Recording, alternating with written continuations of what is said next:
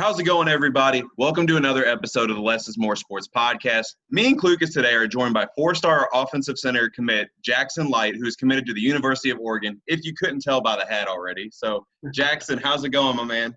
It's been going great. Just enjoying summer and trying to get tan.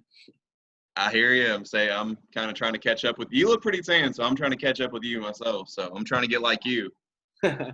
Another area I'm trying to get like you is, of course, I saw the video on overtime. You're benching 425 pounds, which, as impressive as that is, you did it pretty easy. So you mean to tell me you couldn't go for 2 reps, not 3? Like, you just had to settle with the 1? Or So that was actually the first time I ever did that, and that was mid-quarantine when it was kind of the thick of things. But I already beat that already. I'm at 435 and almost 445. But yeah, just been trying to get better, trying to get stronger. I'll say, I know Klucas is ready to give you a lot of shit for being a Buckeyes fan, but Klucas, I don't know, 435, you might just want to let a sleeping dog lie, my guy. Hey. I've learned to pick my fights in my life, so. I think that's a very smart decision. But, no, I was doing – it's funny, though, because I was looking up – after I saw the video, I was looking at my highlight tape on you, and what I've noticed is every time you get your hands on a defender, they're on the ground. A lot of good upper body violence when I watch your game. So does that mean you take a lot of pride in the weight room, or just kind of describe your game to those who haven't watched you play? I do take a lot of pride in the weight room, and our whole team does as a whole. Normally teams start lifting together in kind of the summer type, but our team starts lifting January 1st at 5 a.m. in the weight room every day. So I take a lot of pride there, and just describing my game, like, I'm a nasty mauler. Like, I love putting dudes on their back and getting out in space and hitting DBs and all that kind of good stuff. I love the physical side of football, and that's what kind of defines my play as a football player. I can definitely tell by the highlights. I mean, it just seems like you get a hand on somebody and they're on the ground. It don't take no time at all. So I was very impressed, and I was actually more entertained watching some of your highlights and some of even the skilled positions that I've seen as of recent. But speaking of, your guys in high school, is Corner Canyon, you are on a 26-game winning streak right now, back-to-back state titles. What has been the biggest key to success there? Our coaches, 100%. We have the best coaches in the state, and I think the country too. They came into our program my freshman year. We almost won undefeated state championship that year, but we lost in the semis by 1 point.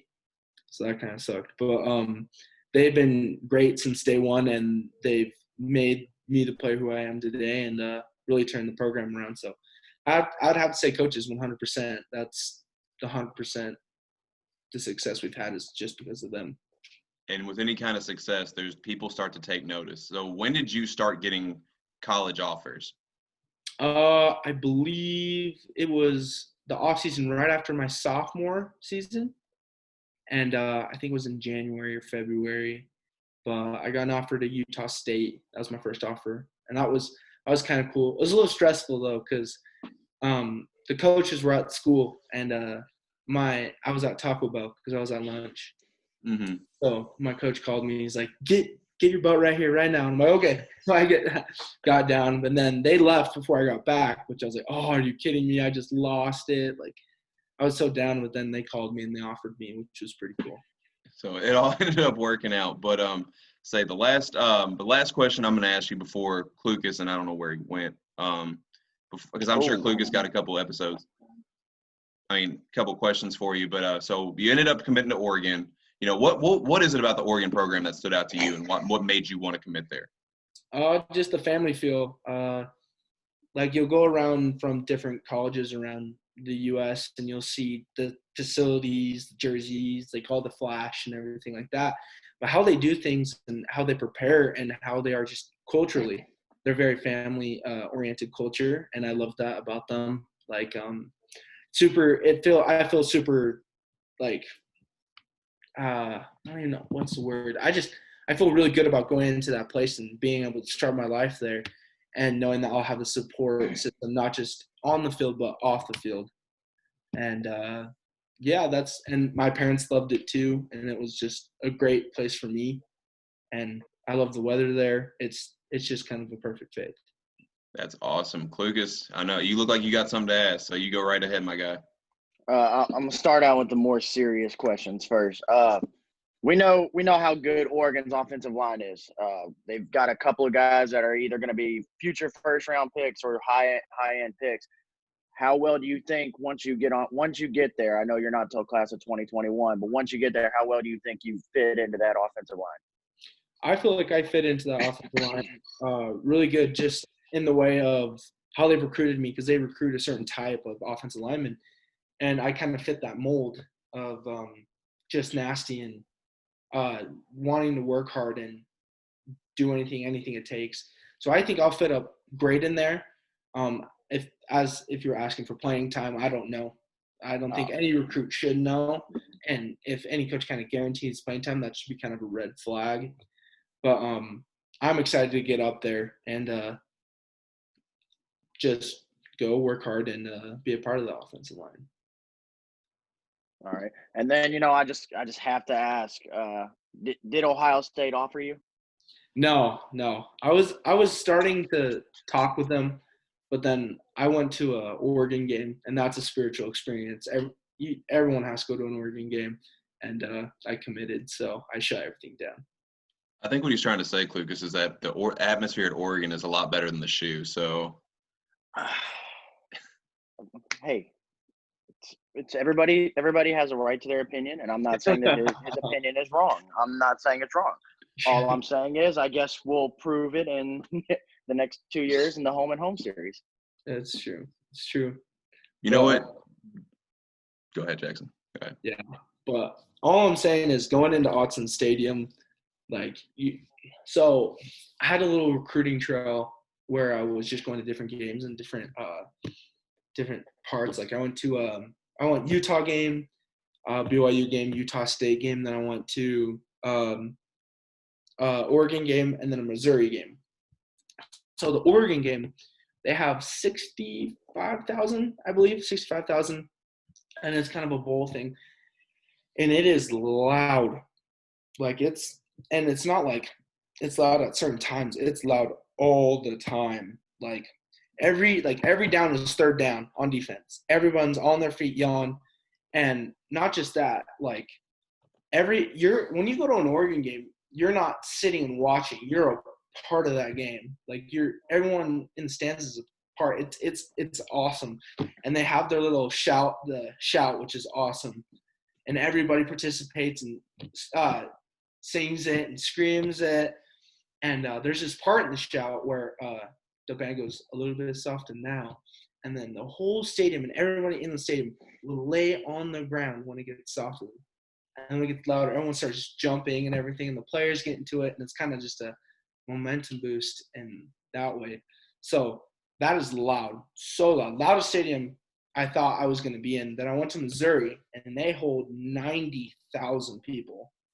It was a home game. And Missouri's 90,000 home game against Ole Miss didn't even compare to Autzen 65,000 for a normal Cal game. So sometimes it's not always the size of the crowd; it's the people that are filling the seats. I mean, yeah. I say from how you just described it, that makes me want college football to start back up right now, and me drive all the way to Eugene just to watch a game right now. Dude, I am so excited because I only went to one game last year, and I wish I could go to more. And I really hope I could take my official, because everyone's like, I want to go to the Ohio State game for my official. I'm like, okay, I'll go to that game for an unofficial. The best game to go to is a Washington at Oregon, because it's such a big rivalry. Mm-hmm. They'll let, I don't know about this year, but they used to let people sit on the stairs because it'd be so loud. It's insane. So I really hope usually that Washington Oregon game most of the time pretty much decides who wins the Pac-12 in recent years. So yeah, it's a pretty huge game. Yeah, and there's a big hatred for both schools, which is also fun to watch and see. So yeah, we get a small little bit of firsthand experience out here in Kentucky with Louisville and Kentucky, but it's not as big, obviously. Mm-hmm. So yeah. So does U of L and UK even really have a football rivalry? I mean, Gosh, I mean, Jackson, I don't know if you watched the UK game last year, but I mean, Kentucky ran the same play Hey, over he and he over. he would have had a field day with that. Oh yeah, I mean, he would have just pulled and made some wide open, given some So big gaps so for Lynn Bowden. So yeah, I'm not sure if you're familiar, Jackson, with last year in the game. Kentucky ran for 500 yards that game, pretty much running the read option the entire game. Yeah. Yeah. So pretty much I'm pretty sure every running back that 3 different running backs touched the ball and they all had over 70 yards. Lynn Bowden himself had 200 plus yards rushing. Mm-hmm. Yeah. And then of course, what was my fantasy basketball game for Maury was, they only had 10 passing yards the entire game. Yeah. wait, was it 10? Was it even that much? I may be giving them a little bit too much there, but That's just so. If a play works, just keep on running until someone stops it. Because if hey, it works, it works. if it ain't broke, don't fix it. Yep. Absolutely not. I'll say, speaking of the Oregon-Washington rivalry, I want to get into this a little bit. Chris Peterson just recently left Washington, so I guess if you had to predict, what kind of challenges is Jimmy Lake going to do at Washington? How are you all looking to match up against them in the coming years? Well, Huskies, they always reload every year, and they're always good every year. So it's going to be a good game, and it's always just been a good game, unless one team is super super low. But they're back, and they're always a good team that always come back. So I think it's going to be a good game. I'm an Oregon commit, so I'm going to say Oregon's going to win. Obviously, Of course. It should be a good game. Should be a really good game. Going from the opposing coach to the, your future head coach. Tell us a little bit about what Cristobal's like. Oh, he's the best dude. He is the best dude. He's super funny. He's super nice. He's an incredible leader and an incredible recruiter too. And I'm so excited to play with him. He's just an awesome dude. Smartest dude. Like everything to the book. He's awesome. I like it. Yeah. I'll say, you said you've taken one visit so far? I haven't taken any visits yet. I'm only going to take one to Oregon. But I've just gone to different schools on unofficial visits to games. I got you. I mean, that sounds like a lot of fun. Of course, they have, one of the big prospects on Oregon's campus right now, of course, Kayvon Thibodeau, that I'm sure, you're going to probably bump heads with a little bit in practice, a little, even some D-lineman drills. I know you, as you kind of said before we started the show, you'd like to go against somebody like that. So talk about, have you watched a lot of what Kayvon can do, and how do you block someone like him? I watched Kayvon Chase, all the D linemen, just because you get to see how high of a level is, and you can kind of compare yourself to and see how do you do against him. Kayvon's an athlete, and he is lean, mean, killing machine. He's great, and I'm so excited. I really hope I get to actually go against him because he might go to the draft. But you never know. Like I would love to go against him. I'd love to go against anybody of his caliber because he's going to make me better. And so.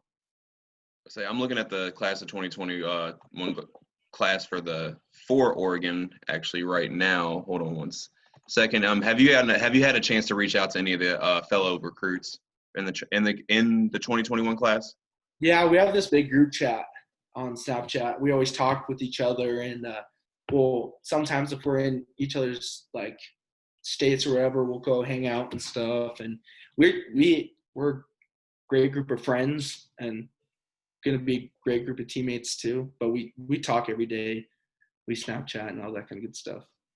I'm hearing that quarterback Ty Thompson's doing pretty well at the Elite 11 camp right now. So tell us a little bit about what Ty's like, just from what you've been able to. Dude, Ty's a stand-up dude. He is awesome. Smart, great arm, great legs. Like he's a hell of a quarterback, and I'm so excited to block for him. And just as a dude, he's super nice, super smart. Like just kind of your perfect quarterback in a way where he's a nice dude and really funny and good to hang around. But when it comes down to it, he's going to be that smart leader.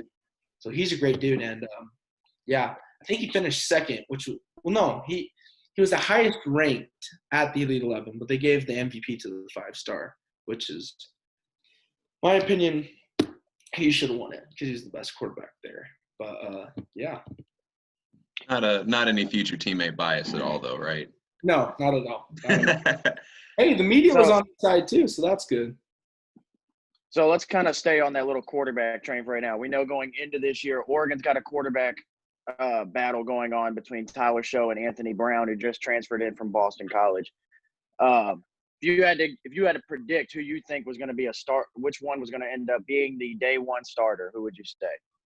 Ooh, that's hard because I've talked. So Anthony, he had his official when I had my unofficial, and I was with him. So I was the first person to meet him, which he's a great dude. And Show's a great guy too. They're both really good quarterbacks. And I think it's going to have to come down to, in practice, who's going to be more adjusted to the new scheme just because of Jim Moorhead, new OC. But that's hard. I have no idea because it's going to be a great battle. I see Anthony just kind of having a little bit upper hand just because he's had more playing time in college football. But I could see Show coming out too and doing the same thing. So I don't know. That's hard. I'd have to say probably Anthony right now, but I have no idea. So keeping with the quarterback battle, is a couple weeks ago on the show, we had our college football preview, and Klucas, did I beat you to it? Yeah, that was literally my next segment right there. That was literally my next thing I was going. I'm not going to steal your stuff. You go ahead, man. So a couple weeks ago, the other guy that does this show with us, Spencer, couldn't be on, so we had a guest on, one of our good friends, Mari, and we kind of did our whole college football preview, who we think was going to win each conference, and so on, college football playoff. And our friend Mari actually picked Oregon to go to the college football playoff. The only issue we had with that was we didn't necessarily have an issue with Oregon being his pick. Our issue was, our thing with Oregon was we don't know who the quarterback is. So that's kind of throws in, a wrench into things. And he was so willing to throw Oregon in there right away. And we were like, you don't even know who their quarterback is. He said, I just like the team. It didn't even matter. I mean, the thing is that even if he had an idea of if he was going to make a hot take and say, Anthony Brown's going to be the starter, I'd have been cool with it. We probably would have been like, okay, can understand. But he had no idea couldn't even tell us who he thought was going to be the quarterback. So it's like, why are you picking a team that there's so much uncertainty at one of the most important positions on the field? So I don't know. Oregon's definitely got a great roster. I mean, I'm looking at it right now, just top to bottom. And I mean, and like I said, it had nothing to do with Oregon as a team. I mean, if they get the quarterback situation right, they've got just as good of a chance as anybody to make the college football playoff. Mm-hmm. But that was just my only issue, is that, if you have uncertainty at the quarterback position, which we all know nowadays is the most important position on the field, it's kind of hard to make that prediction. I think it's kind of, instead of uncertainty, it's more of a competition. Mm-hmm. And that's how it's kind of at Oregon too, is the best will play. And when those two guys go at it and there's that competition, it's just going to make the team better. And I'm really confident the coaches will make the right decision and all that. And I also think it's not just the pass game, but the run game is going to be elite. Because yes. You have CJ Verdell coming back. I was about to ask. You have a lot of people coming back, and I think the offensive line is going to be great too, just because what Mario Cristobal and Alex Mirabal have really established there, a very physical team up front. So I think the run game is going to be good, and I think the pass game is going to be good. I think this class of receivers is the best class. You have Troy Franklin, who's 5-star, who's really good. Kyron Hudson-Ware, really good too. You got all these receivers and that are just amazing. And we have great defense, and our offensive line class is going to be the best in the nation as well. I'm really excited. And I really just think with the quarterback uncertainty, I really think it's just going to be a competition, which is going to be really exciting to see and see really battles out for it. And I think it's going to be a good opportunity. Absolutely. Klucas, do you have any more questions for him? Or? I do not. I'll say I think we're gonna wrap up the part about getting to know you. So Jackson, we're gonna transition to some of the other news going on in the world of sports that you're obviously more than welcome to chime in with us. So one of the biggest stories that happened this week is of course, and sticking to football, is Cam Newton is with the New England Patriots. Thoughts on that? By the face Jackson made, I know he's got something to say. I think it's a great opportunity, and I think it's gonna make Cam Newton better just because you got Bill Belichick, who's a great coach, but I would love to see. And I'm not the biggest Patriots fan. Like, I'm not also. It's kind of weird because I really respect what they've done and how much they've won, and I really respect Tom Brady. But I would love to see a start over, and I think it's kind of a statement for Bill Belichick saying, "Hey, I don't need Brady. Like, I have Cam Newton, who's a better athlete and is in better of his prime and in his better years." So I think it's going to be a great opportunity for Cam and Belichick, and a little bit of fresh air for the New England Patriots. So real quick before we move a little bit any further, who is your favorite NFL team? Oh, so I'm a big Texans fan. I love the Texans. I love J.J. Watt. I'm more of a J.J. Watt fan. And then You got two Colts fans on right here. No, JJ Watt's a baller though. I can't hate on JJ. Yeah, JJ Watt, Deshaun Watson. Yeah. But now that they traded D-Hop, like I was really mad about that. But I'm also kind of a Miami Dolphins fan too, just because with my dad, he's a big Dolphins fan. But I don't know. I love Quentin Nelson though, and he is awesome on the Colts. Yes, sir. He's awesome. Like I mimic my game after him. So. I watched some of his highlights, and there was a highlight that went viral against the Chargers, where he caught somebody off the chop block and just like took their head off. And I'm not a pretty sensitive guy, but I was quite terrified. I'm not gonna lie. Like if I'm coming across the middle, I'm not trying to cross paths with him at all. I mean, he's big cute for a reason. And I think he's on the track to be a great offensive lineman, just like Joe Thomas. So, yeah. So, anyways, my thoughts on the Cam Newton. My first initial thought was kind of like you, Les. I know you had said Cam doesn't really personality-wise fit with what Bill Belichick has built that culture in New England of that certain. But at the same time, I'm also I'm with Jackson here in terms of it's a fresh air for Bill Belichick and Cam Newton.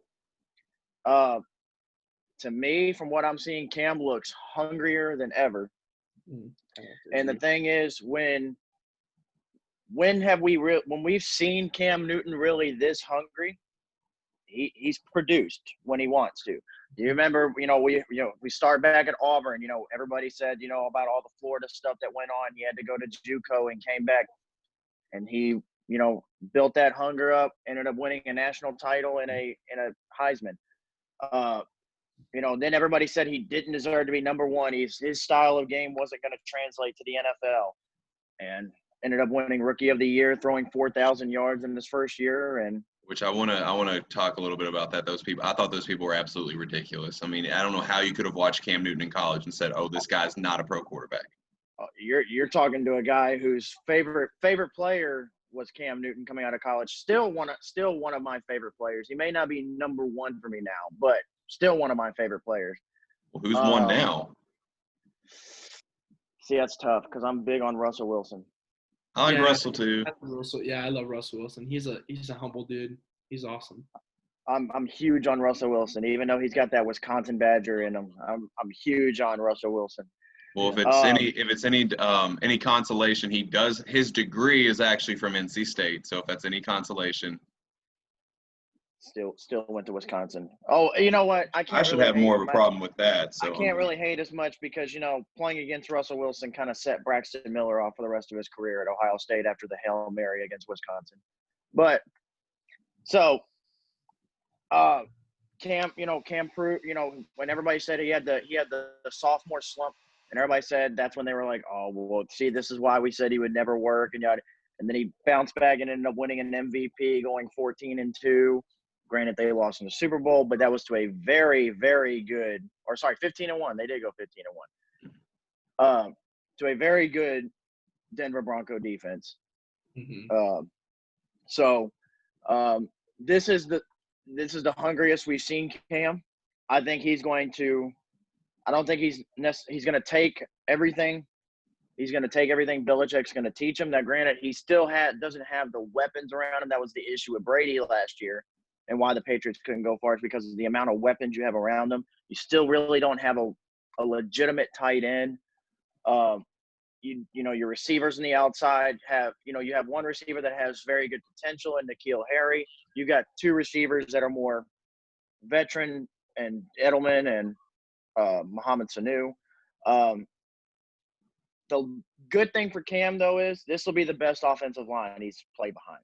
Yeah. And that's where I was going to definitely chime in on that, because if you look at his 2015 MVP season, you look at the receivers, I think his leading receiver was Ted Ginn, I believe, which is, absolute burner. He didn't – or no, was that the season that Kelvin Benjamin got hurt? Yeah, it was the season Kelvin Benjamin got hurt. Mm-hmm. And so his leading target was Ted Ginn. But, I mean, you look at the running backs and the offensive line that he has in New England. He's got Sony Michel. I'm pretty sure Rex Burkhead's still there. So, I mean, they have the bodies to be – James White. They do still have James White, exactly. So they have the similar – like, they have the bodies in the backfield to kind of run that read option RPOs that they ran in Carolina, kind of like what they did with Jonathan Stewart and Mike Tolbert. So, but for those watching that haven't seen my take on it, I don't like to compare two sports to one another because you can't do it. But I used an analogy that it's like when Brandon Ingram was playing for the Lakers. Brandon Ingram's a super talented player. The Lakers are a obviously historic organization. There was nothing wrong with both parties, but Brandon Ingram is a very quiet, conservative guy, doesn't say a whole lot. And then the bright lights of Hollywood, that's a very big contradiction to his personality. And obviously caused him to not play well. He goes to New Orleans, who, even though the city itself is pretty loud at night, the organization itself doesn't have the loud background that the Lakers do, and now you're seeing an all-star caliber player. Back to Cam in New England. Cam's very vibrant, has a personality that can just light up a room, very outspoken. And I look at New England, very business first. They kind of take pride in that no fun image. We were here to win. We're not here to have fun. Kind of like, help me with his name. I believe it was Lane Johnson, who was the former left tackle for the Eagles, said, I'd rather win one Super Bowl and have fun than win 4 or 5 and not have fun. It's kind of that image as well. It's from a personality standpoint, it's not that I have anything – there's nothing wrong with either party. I just don't think the personalities fit together. But that's just my take. Yeah, I agree with that. But I think I agree with that, and I think it's going to be interesting to see what his personality does. But I think it could go two ways. I think it could go absolutely just downhill, and he only has 1 year and he's out. But I could also see it where it kind of starts a new era for New England. I also see receivers like being kind of attracted to New England now that Cam's there. Like I'd like to see Antonio Brown back, and that would be something if you had Antonio Brown and Cam Newton. Those are two really big personalities, but great football players and great weapons. So are they going to want Antonio Brown back is the next question for New England. So Les, this is it's a shot in left field, but this is something I read earlier this week. Okay. So we had said before, when we did our NFL preview, I had said, I thought the Patriots were going to go like 6-10, I believe, but I didn't think they were going to tank, but I didn't think they were going to they didn't want to necessarily win, like, because they wanted a higher draft pick for maybe a quarterback. So this is like I said, a shot in left field. I don't believe it, but this is what I read. They said that this could possibly be a 1-year rental for Bill Belichick to get used to having a somewhat mobile quarterback with a strong arm. Yeah. So he could set himself up for next year with a Justin Fields like quarterback. Who's younger and can move forward. I agree. Are they gonna do? Oh, sorry, Jackson. Go ahead. Oh, I totally agree with that because I was thinking about it too when you were talking about it. Like, this is going to be a big learning curve for Belichick because Belichick's only had that really pocket passer type thing, like not as athletic, not enough to Brady, but like seeing like Cam Newton's gonna kind of teach Belichick, and Belichick's gonna have to kind of teach Cam. That's why I think it's gonna be such a great fit, and I would have to agree with that too. See, and the thing is with Belichick, at least we all know Belichick's a defensive-minded coach, so that's why he's always had the better offensive coordinators in the NFL. I think having a guy like Josh McDaniels, who's probably a little bit easier to adapt to something like that, will make it a whole lot easier on the whole situation. But it's just like I shared the other day. It's kind of like what you said, Jackson. This is either going to go downhill or it can be a great move. It's like that meme I shared the other day, Les. I don't know if you saw it. It said, there is no in between. Either Cam's going to the Super Bowl or he's getting cut by Wednesday. You know, I don't really stalk your page, so I really can't. I didn't see it, but you know. So I mean, and then that's the thing. So, but the only thing that really, my bad. Can y'all hear me? Yeah. Oh yeah. All right. The only thing that I had questions on with the whole Cam thing is that Bill Belichick was so huge on Jarrett Stidham, and then we went to Cam. That was my only thing. He was huge on Stidham, and then it's not that you're saying you're throwing him to the side saying there isn't going to be a competition, but it's, you know, it just puts that question into play. So I read an article this week from on the score from apparently an unnamed AFC East coach is saying that Cam won't start week 1 and that the Patriots are still very high on Stidham. Stidham, we all know, knows the offense, at least as of right now, better than Cam. And with everything going on with COVID, I mean, Cam's kind of gonna be rushed into that offense. So I mean, that's what I'm hearing. I can see that happening. Who knows? But the only issue is I don't see Cam agreeing because of everything that went on with him not wanting to sign until he could be a starter. I don't see Cam agreeing to go to New England without them saying you're going to be our starting quarterback. I'm not saying that they're not going to that he's not going to be the starting quarterback. I'm saying at least right away, as from what I can see what that coach is saying, which we don't even know who it is, so we don't even know if it happened. You know, not to be that skeptical guy or nothing, but apparently, I mean, I've heard that they are really big on Jarrett Stidham. Stidham kind of has that Brady-like mold to him, or at least style of play, more precision and more of being a surgeon rather than a big arm and mobile. But obviously, he's not Brady. Let's not get my words. And then who knows? Even with the weapons New England has, maybe having a more athletic, playmaking type quarterback will make those weapons work. Because, you know, if Brady, just sitting back in the pocket waiting for somebody to get open, you get Cam, that somebody that can, run out of the pocket and maybe create somebody open because if a defender comes up thinking you're going to run, just opens up a whole lot for New England. It's basically with having Cam there. Absolutely. I do want to touch on a misconception because, we look at, for most of the Bill Belichick, Tom Brady dynasty, we looked at the Patriot receivers, and they don't appear to be a lot of household names.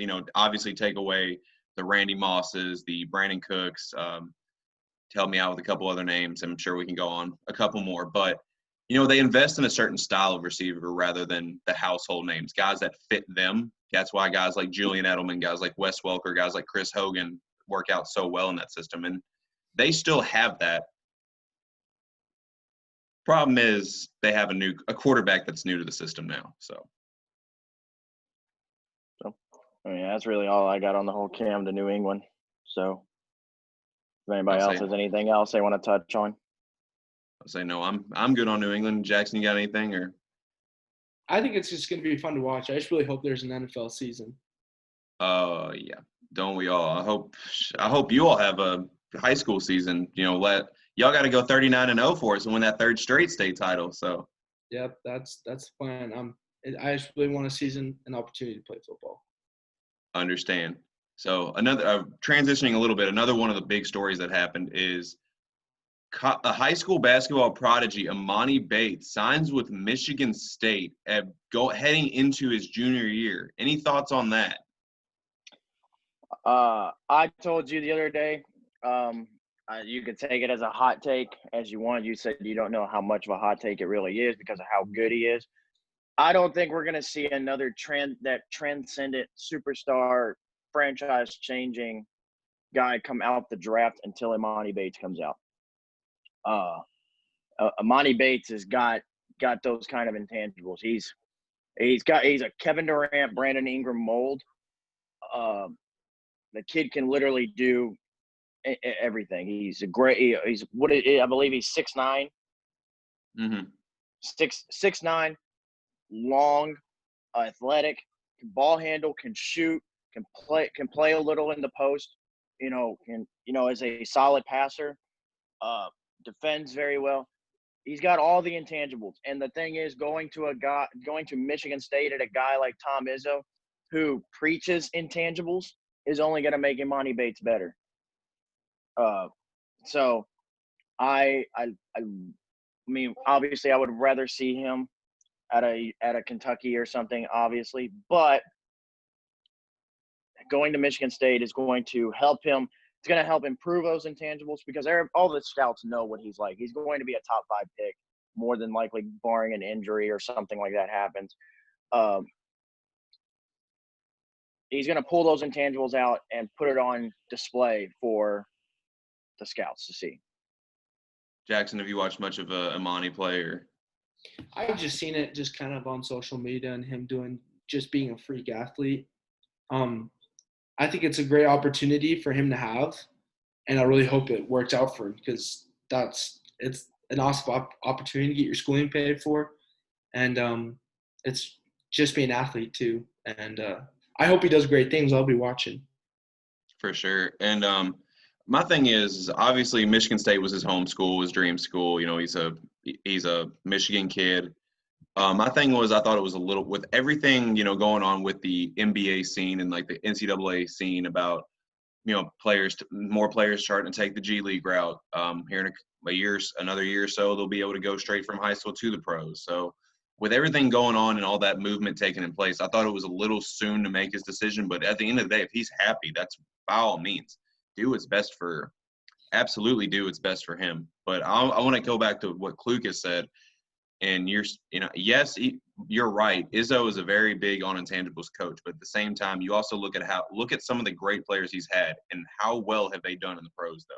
You take away guys like a Zach Randolph or a Jason Richardson, how well have they done?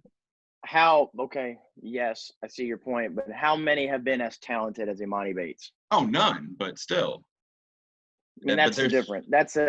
Takes a big difference. Like to me, I mean, what would you say obviously take away Jason Richardson and Zach Randolph? What the most talented player he's had in recent years is Miles Bridges, who I expected a lot more. I still expected a lot more out of him. But we're just talking about a pure talent standpoint. It's been Miles Bridges. And Miles Bridges didn't have a bad college career at all. Now, has he lived up to that? What was he, a number 13 pick, I believe, or something like that? Mm-hmm. Has he lived up to being that lottery pick, being that guy? Maybe not, but he's been a solid player nonetheless. Been an exciting player for what you can do in Charlotte for the Hornets. So I get what you're saying. They don't necessarily translate to the NBA, but at the same time, Izzo, he hasn't had as talented as a player as Imani, and also Izzo's been more of taking those 3- and 2-star guys and having them 4 years, and they develop into college superstars. This is like a segment. This is very, very similar to a segment that me and Spencer had the week you couldn't hop on the show. But definitely go back and watch it, Klucas, and you'll see all the similarities in the world. But staying in the high school recruiting scene, one of the other big new stories that just happened yesterday is that Makir Maker has made his college decision and to go attend an HBCU at Howard. So what are your thoughts on that, Klucas and Jackson?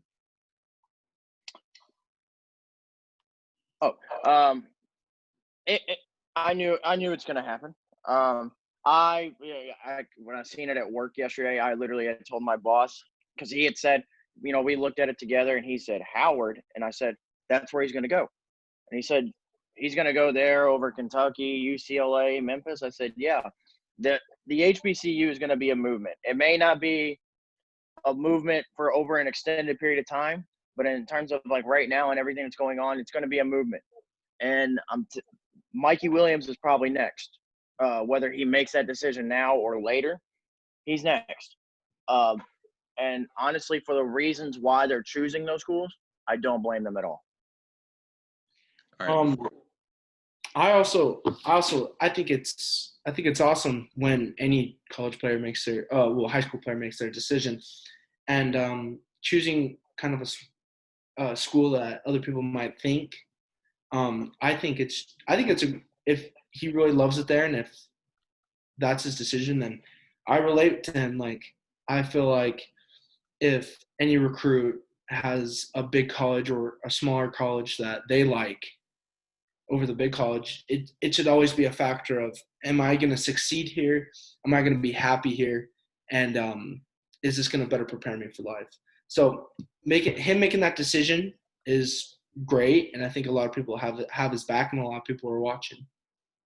And kind of, I don't know if you saw it the other day, or one really the other day. It was about 2 weeks ago on the on First Take. Shannon Sharp was kind of talking about, because he went to an HBCU school. And he was talking about, I believe he went to Savannah State. He was talking about, Skip Bayless was asking him, if you could go back and, change that and go to a bigger school, would you? And Shannon said no. He actually said, and what I wish Spencer was on here for this one, his senior year of college, he was going to transfer to Miami. Miami had wanted him to transfer in. And he said he went to his coach and told him and said, Miami offered me, I'm going to transfer over, and when he asked him why, he said, because I want to go to the NFL. Said, I want to make a career out of this. And he said the one thing that his coach told him that made him stay at Savannah, if you're good enough, they'll find you. Absolutely. And but no, before we continue, Jackson has just informed me that he's actually gotta be somewhere. But no, we enjoyed having you. Thank you so much for hopping on, my man. Yeah, thank you so much for having me. Anytime. Yes, sir. Yes, sir. Best of luck this season, and best of luck going forward at Oregon. Thank you. Yes, sir. See ya. See y'all later. But heading back to the question about Makur Maker. So I have a question about that. Being that Makur Maker is the first big name recruit and with all the social climate going on to actually commit to an HBCU, if this becomes a positive trend, who is going to be more responsible for creating? I mean, who's going to be the bigger name behind creating this trend? Is it going to be Makur Maker, or is it going to be Mikey Williams? Because if you remember a couple weeks back, Mikey Williams started to make this a discussion, saying that HBCU would probably be the way for him to go. So it's probably going to be a combination of both, just because Mikey Williams brought it to the attention of people. We should start going to HBCUs, but at the same time, Makur Maker was actually the first one to make the move. Mm-hmm. So I think it's going to be kind of a combination of both of them. If this does become a kind of a thing, it's going to be more if you look back and reflect on it. Oh, Mikey Williams and Makur Maker started this. Because you can't really, it's not necessarily giving credit to somebody, but you can't really give credit to Mikey because he didn't actually make the move. He just said something about it. And Maker, yeah, he made the first move, but would he have maybe made the move if Mikey Williams didn't say anything about it? That's kind of where I'm torn at it as well. But back to what we basically specialize in the show, and that's talking about what Makur is as a player. I watch him. He's very skilled, can do it all, a lot like his older brother Thon. But that's just the thing. He's a little more coordinated than Thon. Can move, weave in and out of defenders better. Can adjust his body around the rim.